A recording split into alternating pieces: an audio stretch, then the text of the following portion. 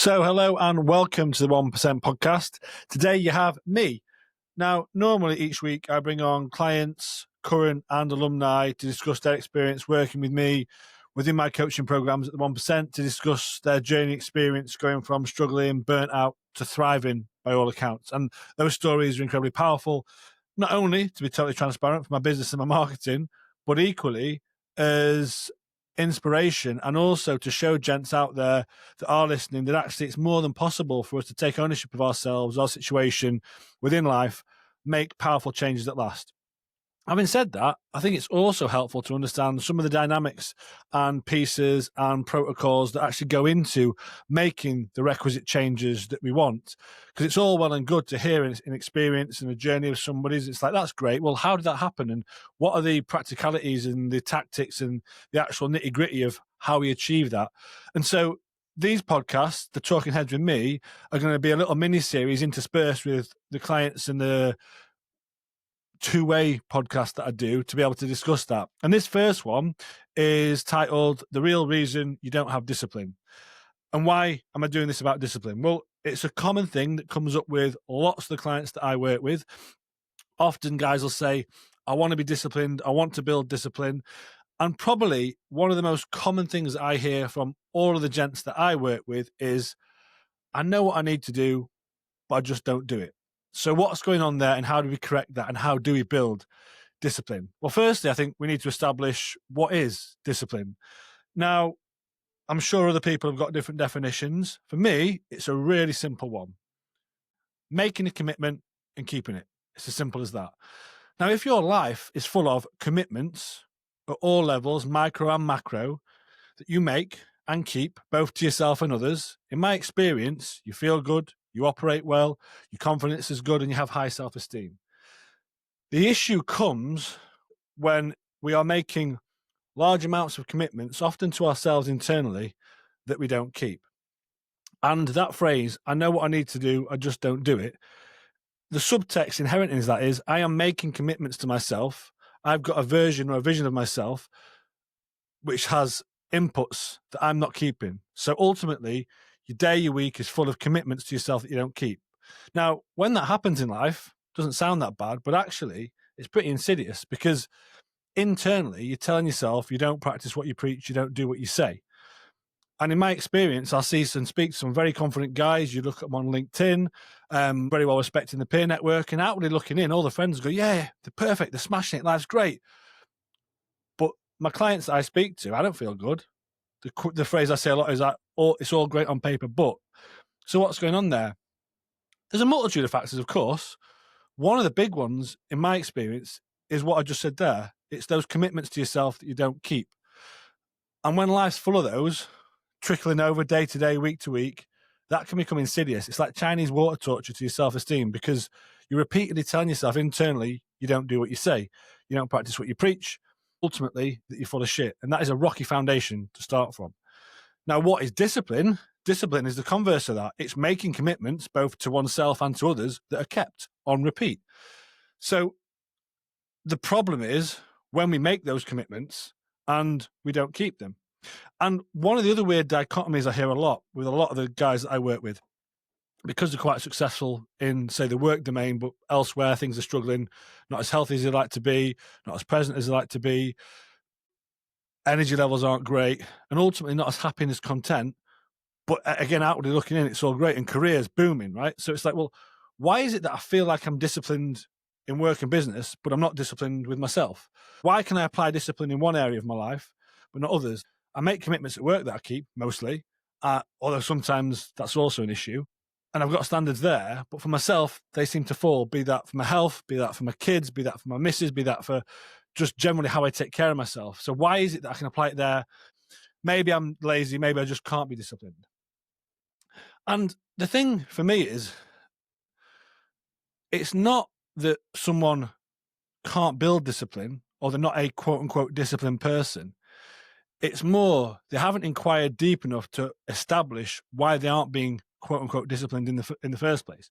Because if we agree that building discipline or being disciplined is making a commitment and keeping it, and you're making commitments and you're not keeping them, well, we have to ask the question, why?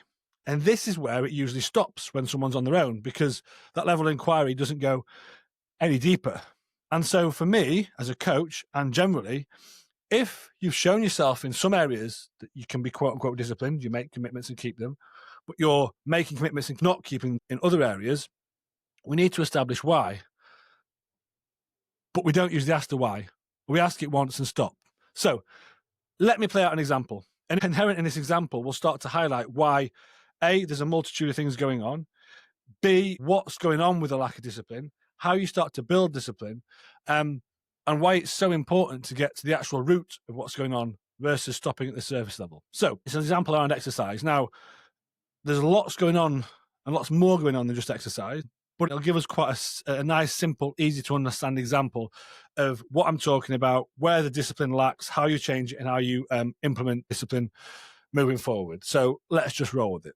Let's say, for argument's sake, I'm working with a client and we decide that they want to do a little bit of physical activity, a bit of exercise in the morning, right? Or even if someone's listening to this, I want to get up and do a workout nice and early, right? That's the goal. Great. So you set your alarm goes off, you press snooze, you fuck it off, you don't do the workout. So we could ask why. Now, the instant answer would be, oh, I'm just lazy, right? Okay, that shuts the conversation off. So you're lazy, that's it, you can't get up and do a workout. Fine. And maybe a PT approach to correct that would be, you lazy fucking prick, get up, do it next time.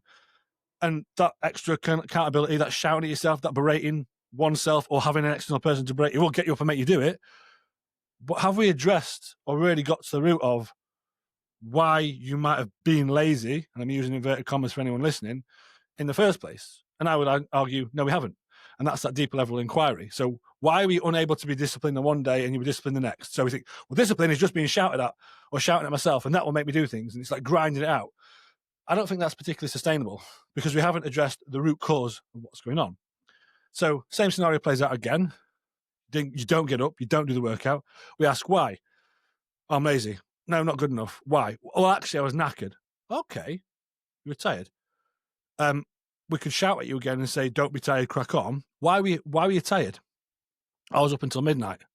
Can you see we're getting somewhere here now? We're pulling the thread. Why were you up until midnight? Well, actually, when I finished work, there's a couple of reports that I hadn't done. I hadn't told my team, because I don't have any boundaries around work, that they could repeatedly message me. Whilst they repeatedly messaging me, I was on my phone trying to do sort of bed and bath time with the kids. I wasn't being present with them. Mrs. was annoyed because I wasn't being present with them. That pissed me off. I sort of had an off agreement with her. I felt bad because I was playing on my phone. When I finished doing bed and bath time, I still hadn't finished something else. Another team member messaged me, which really stressed me out. Then I thought, fuck this, and I had half a bottle of wine to take the edge off, carried on working. Then saw an email and a news report that really stressed me out, so I slept like shit. Okay, so are you a lazy prick or someone who's lazy, or is your evening routine out of whack? Your work-life boundaries, stress management, sleep hygiene, technology use, relationship with alcohol, right? 1 5-minute workout in the morning that hasn't happened. And as we can see now with 2 whys, there's a hornet's nest of activity in the evening that's not serving you. Now, what has this got to do with discipline? So for me, discipline isn't just shouting at yourself or grinding out and doing things no matter what. What discipline is making sure you've got the requisite compartments in your life set up in the right way so you can do the things that are important easily. Whether that exact example is relevant to you or anyone else listening doesn't matter, because I guarantee if you aren't being disciplined, there'll be countless examples like that scattered through your day and week where you want to be more present, you want to be more focused, you want to have a better balance with alcohol, you want to be more present with your wife, you don't want to procrastinate, you want to eat healthily, you want to have more energy. When those things do or don't happen, we just stop at lazy, knackered, tank, can't be asked, whatever. There's an inherent sort of surface level excuse. That shuts the conversation off. And if we ask why a few times, I guarantee there'll be a plethora of habits, behaviors, or a mindset up and downstream that aren't serving you to do or not do whatever it is we're talking about. And that's why you can't make commitments to yourself, because you're making a commitment that's in effect impossible to keep because everything else is set up against you to do that. Now, the example I just played out, let me look at it. The level of friction involved in you getting up and doing something as simple as a 5-minute workout is super high. We address that, boom, you're off to the races. Then you're starting to build discipline. You make the commitment to get up, You've got some micro commitments that you need to own in order to do that. You do that, you get up, you're building discipline. And if we apply that logic and that deeper level of thinking throughout your life, that's when you can start to build or be disciplined. Because it's not some magic thing that you just grind out that comes out of the ether. Discipline is built on solid, clear foundations that allow you to do those things that are important. Because you might look at somebody, like we've probably all got those people we know that they just switched on it. They seem like they've really got the shit together. They're so disciplined. I wish I had discipline like him. That person won't be grinding it out with a shit show in the evening you just described, a mess throughout the day, eating unhealthy, bad habits.